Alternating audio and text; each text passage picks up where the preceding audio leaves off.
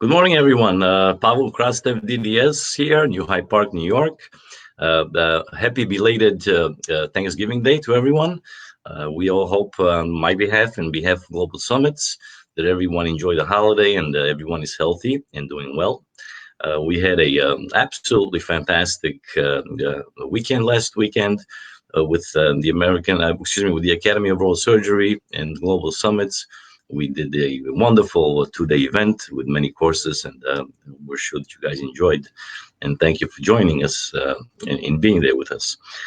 So we have the upcoming top 100s. Doctors have been voted in, and we're going to be presenting those awards in the future coming up. So we look forward for you guys to join us.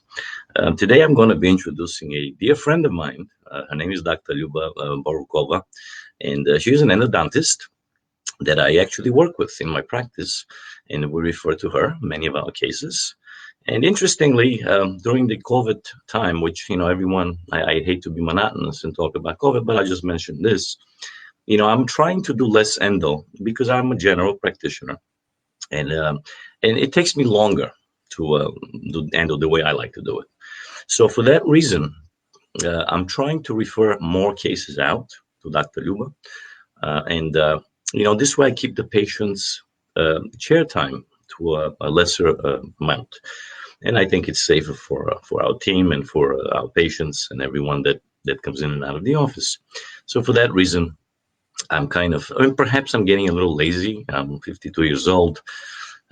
So the stamina that I used to have searching for those little canals and whatnot is not the same that it was 15 years ago. So these days I'm trying to do less endo. I don't know if that's a good thing, a bad thing. It's just how it's turning out. And I'm fortunate to work with such a passionate dentist / endodontist, Dr. Luba. Now, I know Dr. Luba personally. My wife and her husband and all of us are friends. We hang out once in a while, we go to dinner. Actually, we had dinner about 2 weeks ago. And we talk about this, we talk about that, and we talk about, of course, teeth. And, as a general practitioner, I have many questions at times pop up. Some may look very silly and some may not. And it's really great to have such a dear friend who loves dentistry. And Dr. Luba, one thing that really, I think all of us colleagues love dentistry, and we all try to do our best for our patients. But when you talk to Dr. Luba and you have the honor to meet her like I have, you realize how passionate she is about the field and her patients. And I always used to think that endodontists do these procedures in 10 minutes, and after speaking to her, I realized that they really get some very difficult cases, very challenging cases, and and we have to know when to refer. I certainly know my limitations. I'm not an endodontist. I'm probably, if I tell you the way I do endo, you guys are probably going to commit me into a mental asylum. But, some of us have questions as GPs, and things that may be obvious to an endodontist, maybe not so obvious to me. So that's why I cherish my friendship with Dr. Luba and our professional relationship. And, I look forward to her lifelong friendship and also working with her in the future. So all of you guys in the tri-state area who want to find endodontist in the future, you could find Dr. Luba Borukhova for your dental needs, and you could refer patients to her and have a wonderful relationship the way it should be. So I'm going to read Dr. Luba's resume, and then Dr. Luba, before we did we bring Dr. Luba on the screen? Hi, can everyone see Dr. Luba? Hi, great to have you. Welcome. Morning. Thank Good you so morning. much. Good morning, On everybody. behalf of Global Summits and Dr. Shah and myself, welcome. I'll tell you guys a secret. It took me a lot of work to get Dr. Luba to do this because she's very shy. And we did some talking and some encouragement, and here we are today. So we look forward to a great presentation from her. And let me just read you guys her resume, and then perhaps I'll ask Dr. Luba a few questions, and then we'll get rolling with the presentation. So give me 1 second while I open it, ladies and gentlemen. And let me share. Great presentation from her. Okay, I'm sorry. 1 second. Let's get to this. Okay, so here is a resume, ladies and gentlemen. Dr. Luba Borukhova received her Bachelor's of Science from Queen's College. She received a dental degree from Columbia University College of Dental Medicine. She then went on to continue her education and did her general practice residency at Queen's Hospital. While in her general residency, she realized that she had a great passion for endodontics. She decided to further her education in clinical skills by completing an advanced specialty in endodontics at Stony Brook University School of Dental Medicine. In her free time, she enjoys playing with her two sons, cooking, exercising, and meditation. She also loves to read and write poetry. All right. So welcome once again, Dr. Luba, and Thank you. tell our friends a little bit what motivated you to become a dentist, and then after that, what motivated you to become an endodontist? So the reason why I want to be a dentist is I really love people. I love helping people. I love working with all types of different people. I think it's a really beautiful field because we get to utilize not just our, clinical skills, but also a little bit of psychology and really just listening to people and trying to connect with people. And I think to me, it's a big part of what we all do, that connection. And I think you do the same thing, Dr. Paula, you spend with patients, and so do I. It's a great honor to be able to, help people and to really go deeper and not just, do dentistry, but do more than that. Endodontics, why did I choose endodontics? When I was in my general residency, I really, really enjoyed endo above everything else. When I would sit down to do a root canal, it was great joy and pleasure for me, and I wanted to explore it further. I wanted to further my knowledge, and then I just went back and studied a little bit more. And each day, I find that every case that I do is different, and it's fascinating. It's always something new. So, I believe that all the specialties in dentistry are very complex, especially these days with the way technology is exploding in the use of computers and softwares.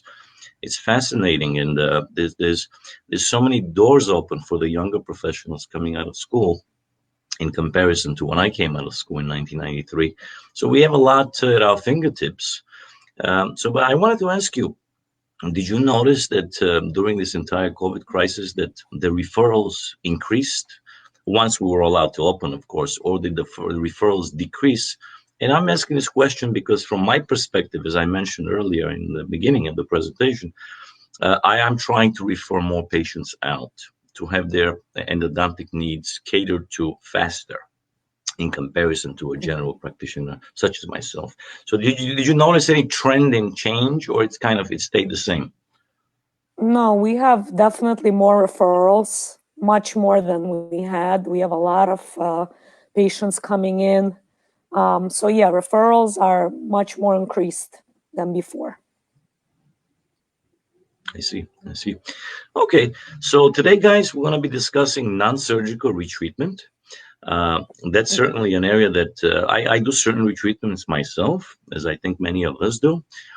Certain ones I choose not to do because I realize the degree of difficulty and complexity in treating any root canal system. It's complex enough, but when you have previous filling materials, maybe perhaps some sort of a post in the tooth, it can become a little more challenging. And I think I certainly see many cases from Eastern Europe that are filled with concrete.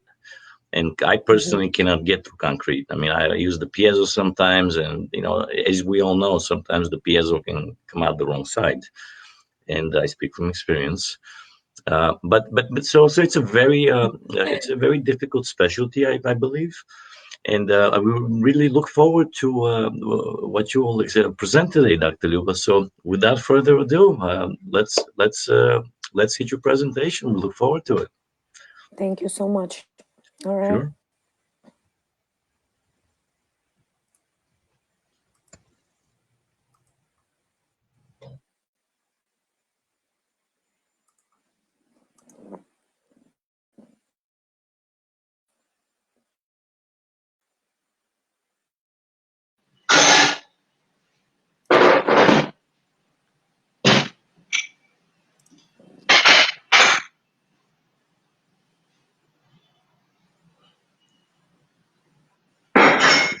Can you see the slides?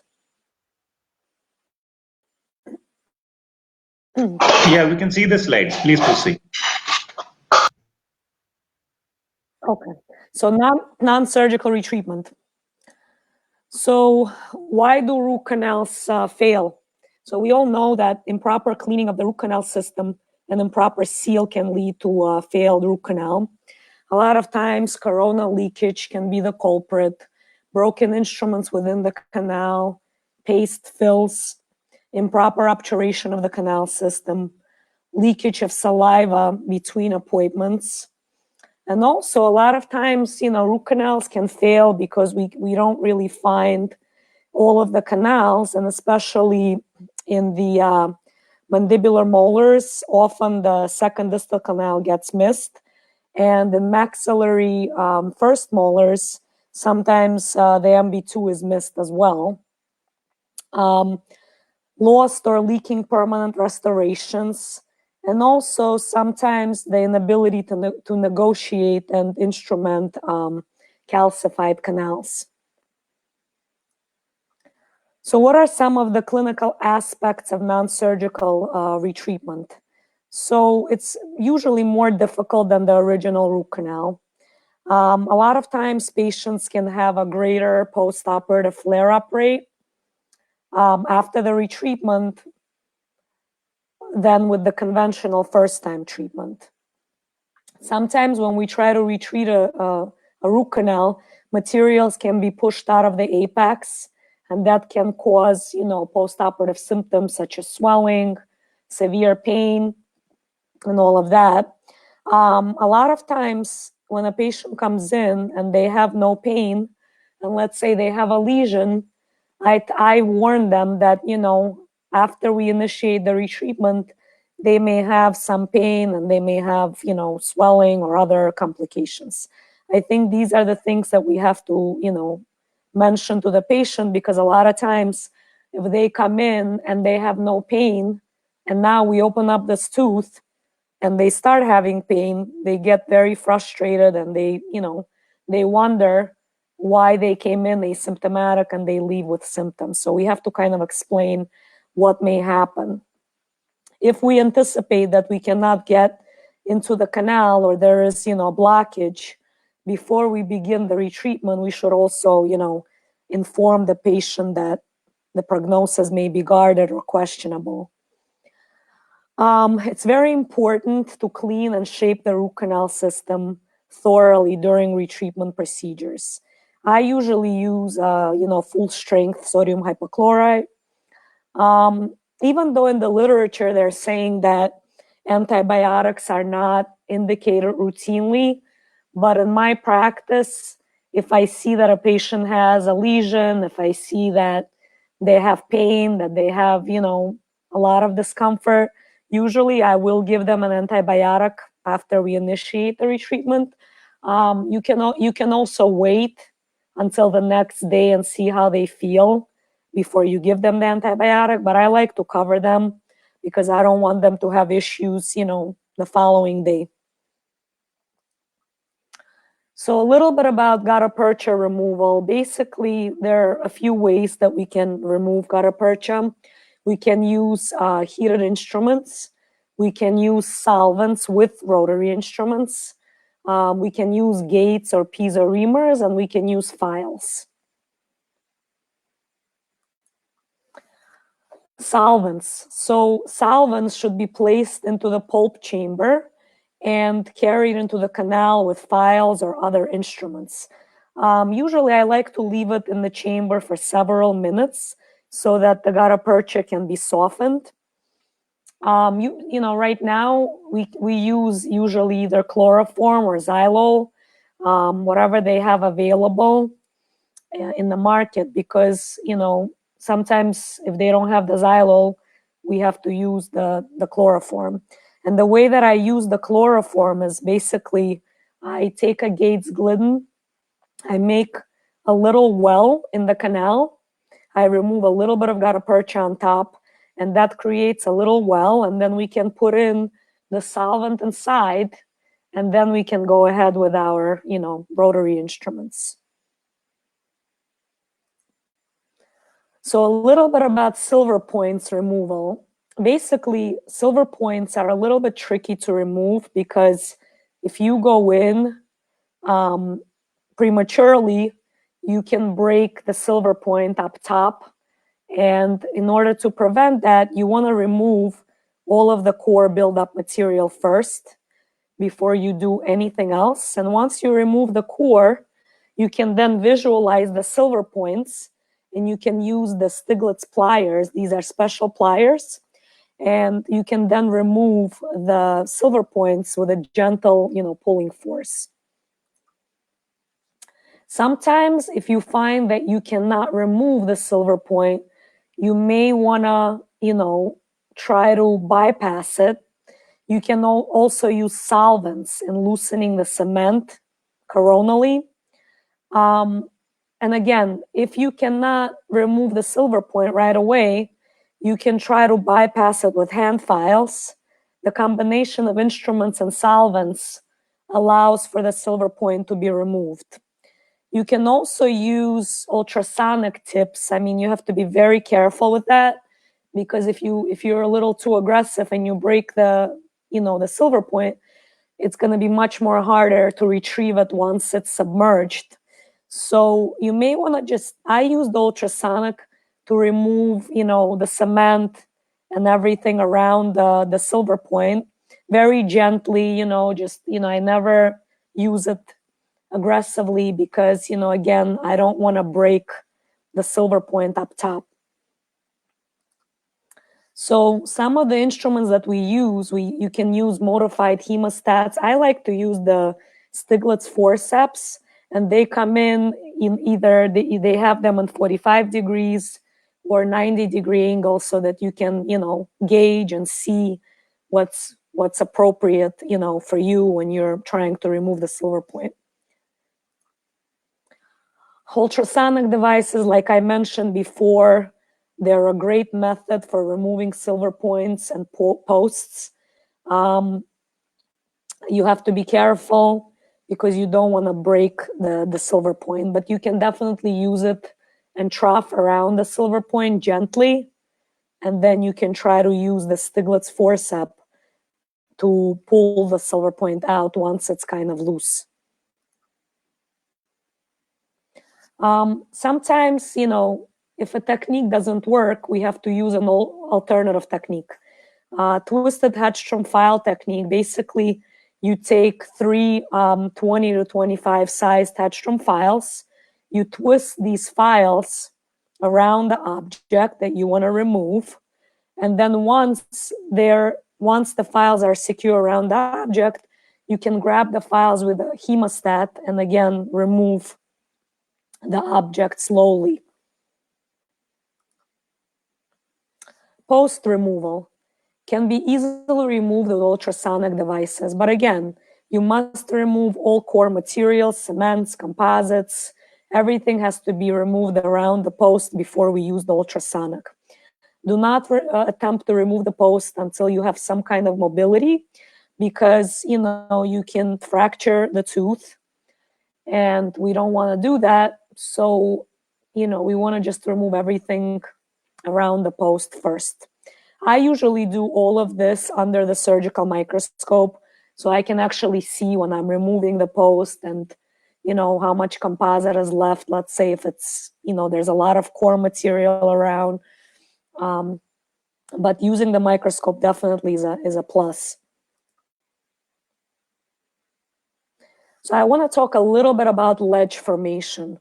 A lot of times, if we use, let's say, a gates, if we're too aggressive, what ends up happening is we create a blockage, we create a ledge. And sometimes if we're too aggressive, we can straighten out the canal and we can perforate, the canal. As you can see in the picture, they're trying to put in the gates inside and they're going too far. And the canal ends up being straightened and ultimately perforated. So in order to avoid that, I always, place a little curve on the file that I use. The thing with root canal is you have to always have your glide path. You always have to get to the working length first before you do anything else, because, you know, chances of ledging are very high if you introduce large files or any types of gates prematurely. So you want to kind of put a little bend. You can use an instrument to place a small little curve on your hand file, or you can do it with your fingers. I usually do it with my fingers. I put a little bit of RC prep, and I go inside with my 10 hand file, and then I go to a 15 to a 20 progressively. And once we have that glide path, half the battle is won, because then we can go in progressively with our larger files. But we always have to keep in mind that having that glide path is a must, because if not, then it becomes very, very difficult to renegotiate the path and the working length. So sometimes if we have a ledge, we have to be creative, and we have to kind of figure out how do we get around the ledge. Again, ledging results if we're, you know, forcing instruments against the curvature of a canal wall. Once it's created, like I said, and you put in rotary or hand files, you will compound the problem by enhancing the ledge and straightening the canal and probably perforating that canal. How to avoid ledges. So basically, you have to visualize the curvatures from your radiographs. And you can also, if you have a CBCT in your office and you want to take a scan, you can also look on your scan and see, you know, what kind of curvatures you have. The biggest advice that I can give from my practice is every file that I put into the canal, I always pre-curve it, always. I never put in a file straight into the canal. You always want to pre-curve it, no matter what. You want to use a light force. If you feel that there's an obstruction, you take the file out and, you know, you try to maybe re-irrigate your canal, recurve your file, and then try to put it in there again and see if you can find the path around it. So bypassing ledges. Use small hand files that are pre-curved, like I said. Use plenty of irrigation, ideally with sodium hypochlorite. Use a short in-out filing motion to smooth out the ledge. And once you have your glide path, you can then use your you know, rotary instruments.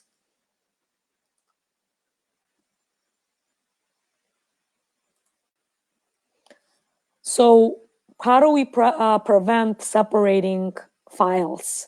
Basically, I believe that if we can use, you know, instruments in a single usage and toss them out, that's probably the best way, because if we're reusing these files, a lot of times we don't know, you know, if that file will break on us on the next patient that we use it on, because we don't know if you know, these files they're all very fragile.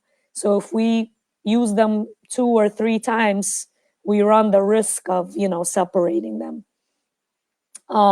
You want to use a light touch. You never want to force any instruments in the canal. If an instrument binds, again, you back off, irrigate, pre-curve your files, and then, you know, bring the file inside the canal again. Always obtain the glide path with smaller hand files first before you put in any rotary files. So I usually go to at least a 15 hand file to my working length before I, you know, introduce a rotary file. If you want to open it up to a 20 hand file, that's even better, because then, you know, putting in your rotary files will be more safer.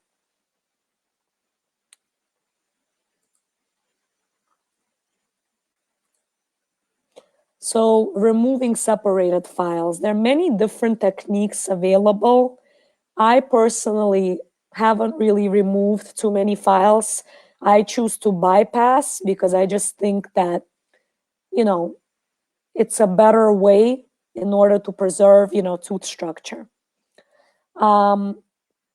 If we try to remove the file, it's doable, but we run the risk of, you know, perforating, we run the risk of removing too much dentin. And I just think that if you can bypass, that's really the way to go.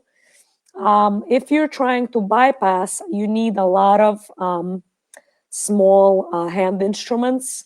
So usually I'll go to like a 6 file, 6, 8, 10, 15, 20. You pre-curve every single file.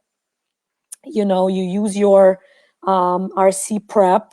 You kind of, irrigate between each file that you introduce. So you put in your 6 file, you wash, go back in with a 6. If the 6 goes to where you want it to go, then you go to the next size file. You go to an 8 and then a 10. You can also leave some of the sodium hypochlorite in the canal.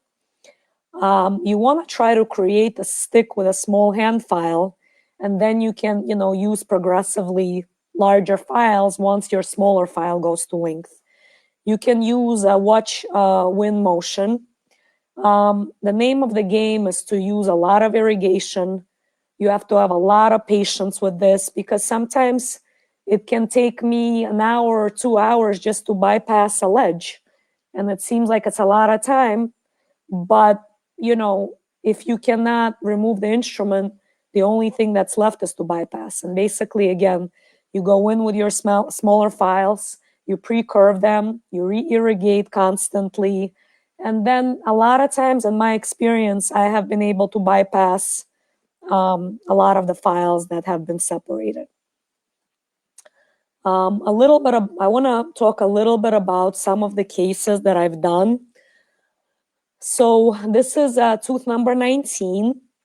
We have a bite wing. I always like to take a bite wing so that we can see how much tooth structure we have left, and if we have enough tooth structure to place a crown, because I always tell my patients a root canal is not completed until we have a crown and a permanent restoration. A lot of times, we can do a root canal on any tooth in the mouth, but the question becomes, can we restore this tooth? Because if the general dentist cannot restore the tooth, and I have done a root canal, it's a waste of time, waste of money, patient gets upset, and we want to prevent that. So there has to be a constant ongoing communication with the general dentist as far as, restorability. So basically, in my practice, we have a PA radiograph, we have a bite wing. A lot of times in the past, I used to take a file shot to measure the working length. Nowadays, we do have very accurate apex locators, so you can use that to measure the length. But a lot of times in my practice, I do a lot of root canals through crowns, and I find that if I'm trying to measure the length and I have a crown on, sometimes I'm not able to obtain an accurate length. So I want to just verify by placing a file inside the canal and taking an x-ray and measuring, my working length. So this was tooth number 19. This is the way it looks under the microscope. You can see all of the canals have been cleaned out. And, it's kind of fascinating to be able to magnify it this big and see what's actually going on within the tooth. So this is the final, product. Everything's to length. I cleaned everything out. I obturated it, and this is what it looks like.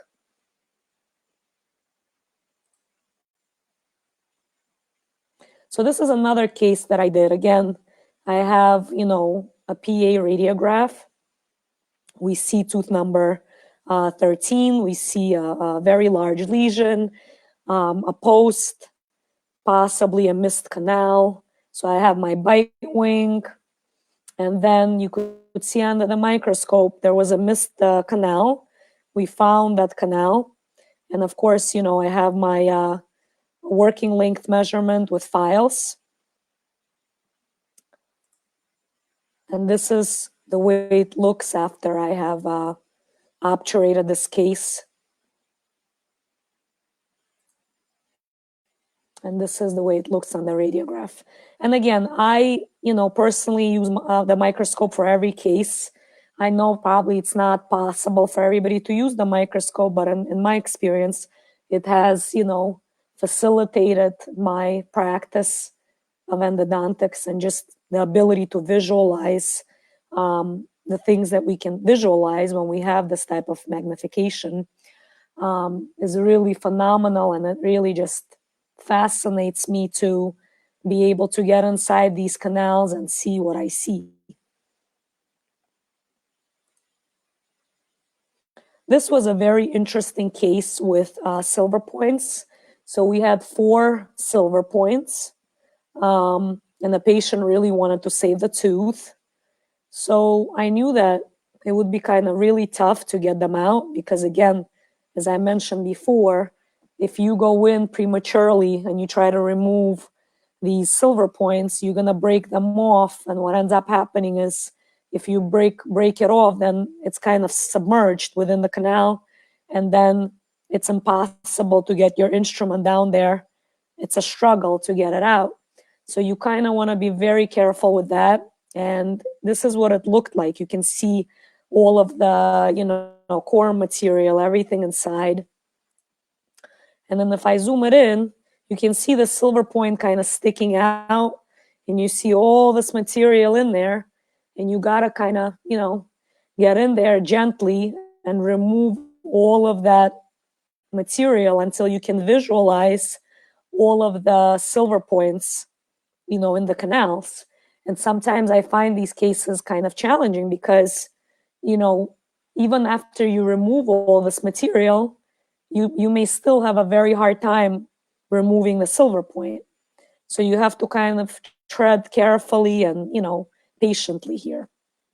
So this is what it looked like after I removed all of the silver points.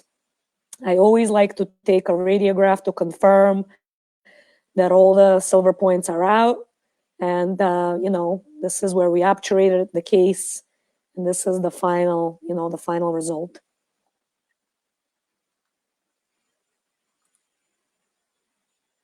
This is another case that we did here. I just wanted to show that, in this case, we have a short fill, we have a large post. Again, I was doing this under the microscope. You can see that we can visualize the post. I removed the post, got my working length, cleaned everything out. And this is the final result. And basically, with the post removal, again, you can use your ultrasonics. But again, you can see that you kind of have to remove all of the, like I said, composite cements. And then you can take your ultrasonic in a counterclockwise direction and just slowly go around the post and until it loosens. Once it's loose, you can just take your forceps or any kind of, hemostat that you have, and you can just, pull it out. So this is another case that I actually did not too long ago. Patient presented with tooth number 31. You can see she has a very huge lesion, short fill. There is a post. And she really wanted to save this tooth. A lot of times these patients come in and they want to try to save their own tooth, So I give them all of the options, saving the tooth or taking the tooth out and doing an implant.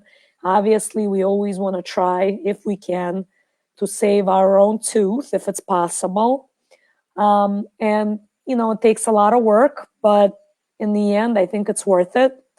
And so with this case, it took me a couple of visits because I really kind of struggled getting down, but I was able to get down. And this was the final, the final result. And the patient was very happy. She was asymptomatic, and everything went well.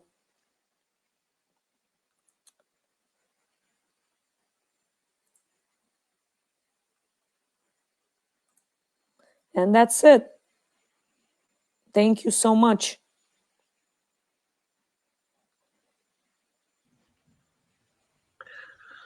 Wow, that was. Oh, let me unmute my mic.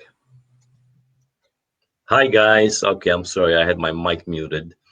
That was a fantastic presentation. Yes, Can you thank you hear so me, much. Dr. Yeah. Luba? Yeah, that was very interesting. I took a couple of notes here about a few things I want to Mm-hmm. bring up and discuss. So let me start with my little list here. I took some notes. Um, so let me get my glasses on here. So one question I want to ask you that I think a lot of practitioners have a problem with at times diagnosing is when you have a root fracture. So when you have a root fracture, we all know sometimes patient comes in and the tooth is, you take an X-ray or a cone beam, whatever you have, and then you see that Yeah. it's obviously broken. It's a no-brainer. But there's many times, depending on where the fracture is and how it's located and what the anatomy of the tooth is, that sometimes you cannot diagnose it with an X-ray. So I think the gold standard, in my opinion, Absolutely. is probing. I agree. When I have a case that is questionable, obviously we have symptoms and this and that, but sometimes we don't. And so I probe. And what I want the younger guys to learn is usually when you have a root fracture, the probe may be normal, and all of a sudden, boom, it sinks in 8, 9 millimeters. So that's a very important point I'd like to mention. Uh, let's see now. Okay. Um, regarding what you mentioned about removing posts, Mm-hmm. I completely agree with everything you said, and I pretty much do exactly what you said. I use a very thin piezo tip to get rid of. First of all, I drill out all the core material that I can do with the handpiece, Sure. Mm-hmm. and then I use a very fine piezo tip to really get any cements as much as I can in the orifice area out. Mm-hmm.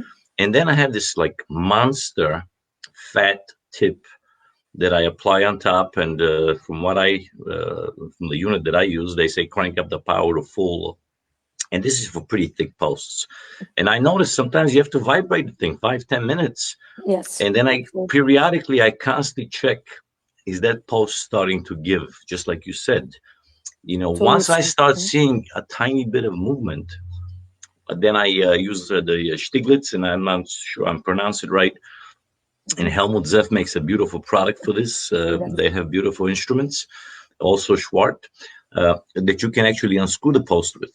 Okay, Mm-hmm. so that usually does the job for me. But very often I find once I get the post out, I may see Gutta-percha, which is a good thing in my book because I can use solvents and let the solvents digest the Gutta-percha as I try to establish patency and reach the apex. Mm-hmm. But sometimes, again, in my experience, I treat a lot of Eastern European patients, and sometimes they have concrete in there. When I see that concrete, man, I run away and I call Dr. Luba immediately, and I say, Dr. Luba, here we go. And the other topic I'd like to just talk about, maybe perhaps, is in my office. I like to have transparency with patients. So what does that Absolutely. mean? Transparency means that we treat different cases, different anatomies, different amounts of decay, and sometimes we have teeth that are questionable long term. So the Absolutely. question becomes, what do we do? Do we retreat? Do we do a little bit of heroics to save a tooth that may last indefinitely? Or do we extract and put an implant? So I'm the type of guy, and I believe Dr. Luba operates in the same principles. We like to do what's best for the patient. And I usually interview my patient. I say, look, this particular case seems very nice. We can save the tooth. It's clear cut. Other cases may be a little bit more challenging in what we start with, and the expectations that are reasonable in our profession may be a little bit questionable.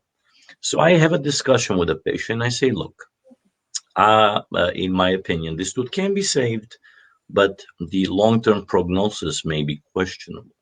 Would you like to remove the tooth and do a bone graft if necessary, and then followed by an implant, or should we try a little bit of heroics that Sure. may work and may not work? And I notice in my practice of almost 30 years, most patients they like to go one way or the other. So usually before I deem a tooth unrestorable or completely needing to go, I like to consult with an endodontist. And in my case, most of my cases are treated by Dr. Luba, wonderfully, I must add. And then we make a decision together. So I think it's very important for the younger guys out there, develop a relationship with someone that you trust. I mean, it shouldn't be any other way. Work with professional specialists that uh, carry high ethical values in what they do and the way they run their practices. And essentially, I think we owe it to our patients to do the right thing for them. Uh, Sure. so, Dr. Luba, we can talk about these things. Let me see what a few other things I want to mention. I wanted to ask you about the glide path, and you mentioned this, but maybe we can talk about it for a second.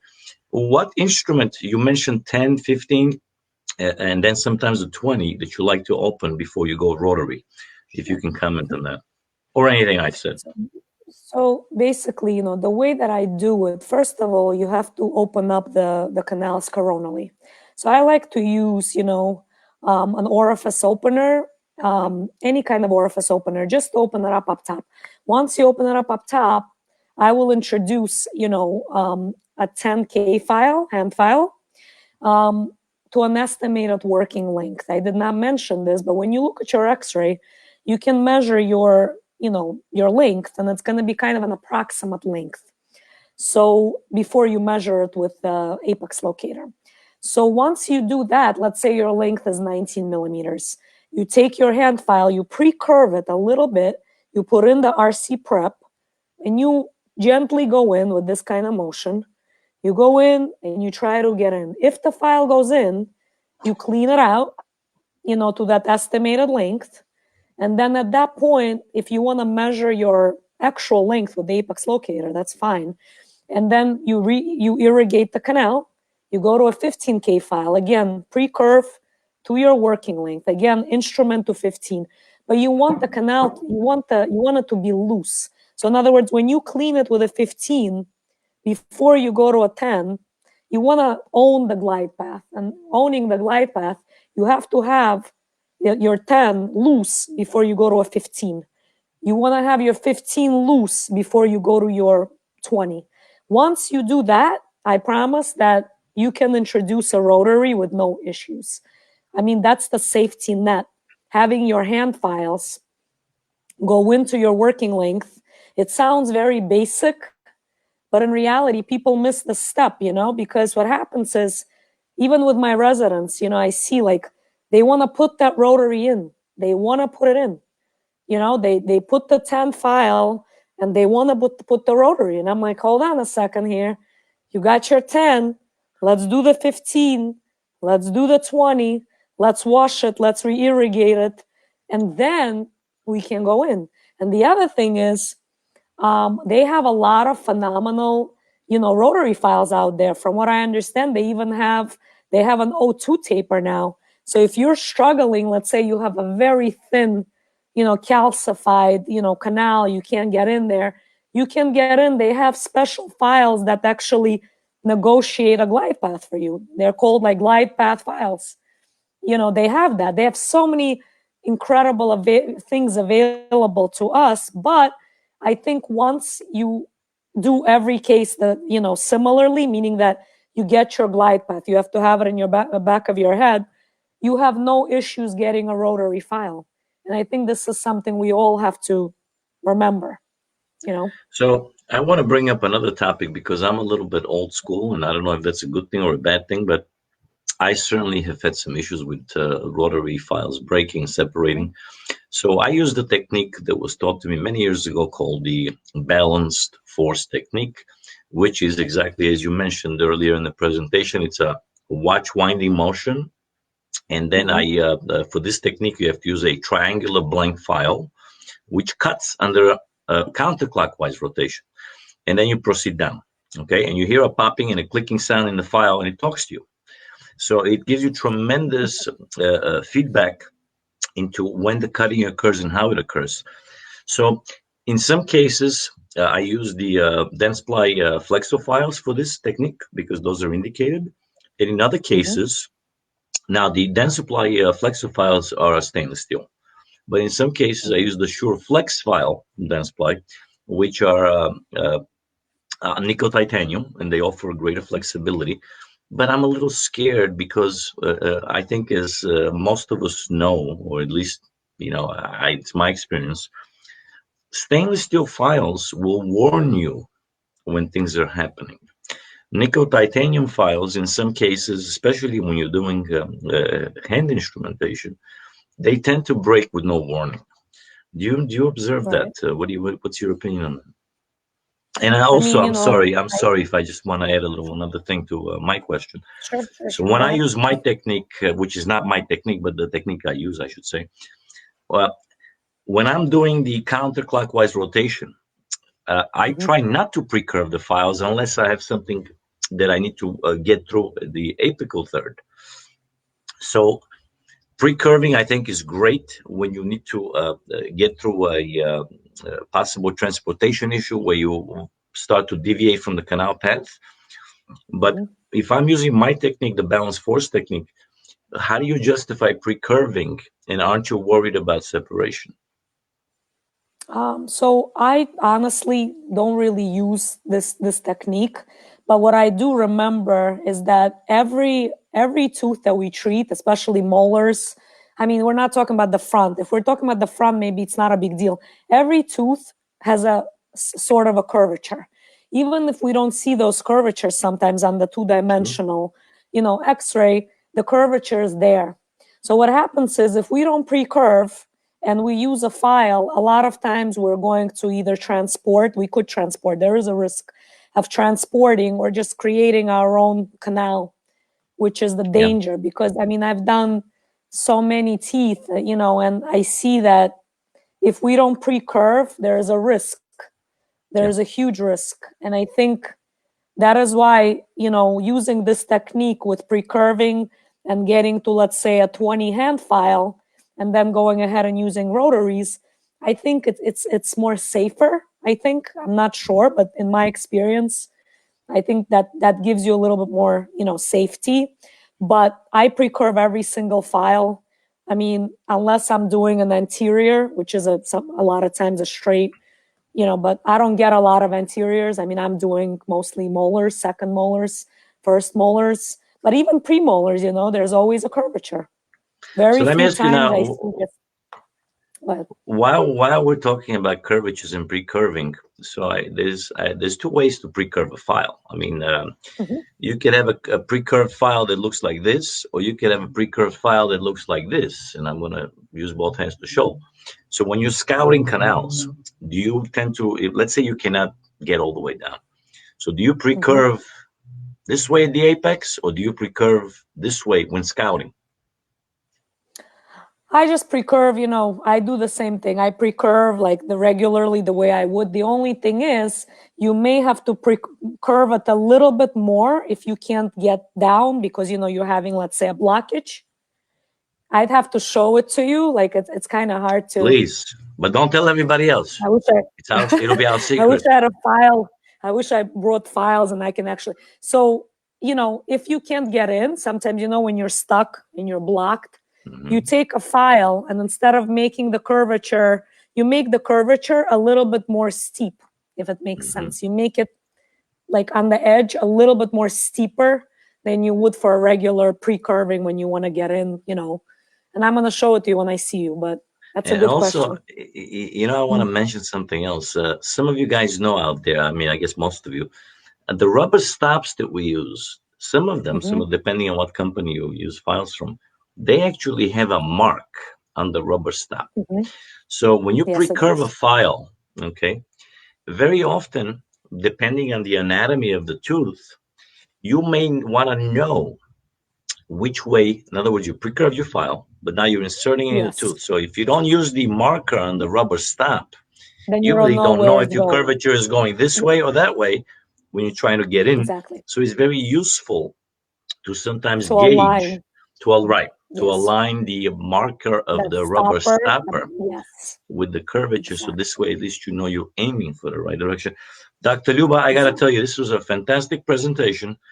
I love Thank your you. chair. You look like a queen in that chair. I mean, maybe you want to show the chair to everyone. This chair makes you look, I'm sure you're the queen in your house. Oh my God, look at that thing. I mean, your husband must be the king. I mean, one day you got to show us your husband's chair. I mean, this is like incredible stuff. You're gonna come over the house. You'll see all the chairs. Absolutely. So let's, if you want to, any closing, if you want to mention anything, and then we'll take some questions. And thank you so much for Yeah. your wonderful presentation. Thank you. I want to thank everybody who participated in this, who made this possible. And also to Dr. Pavel, a big thanks. He's my new family member, and I really appreciate having, a mentor and having a great friend. I really appreciate it. Thank you. It's an honor. So, ladies and gentlemen, if we have any questions for Dr. Luba, please feel free to ask us now or forever hold your peace. And then I hope everyone enjoys the rest of what's left of this weekend. And, tomorrow morning we got to rock and roll again. So any questions?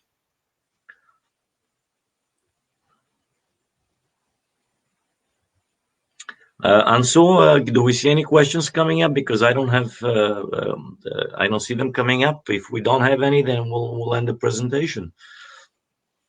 No, there are no questions, is it? No questions? Okay. Well, ladies and gentlemen, thank you so much for joining us as always.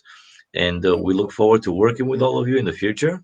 Please join Global Summits, join the Academy of Oral Surgery. We've recently changed the name slightly. And Dr. Luba, we look forward to our future engagements in doing this next year. And, good luck to everyone and love you guys all. All right. Thank you, Dr. Luba, so much. Thank you so much. All the best. Bye. Bye.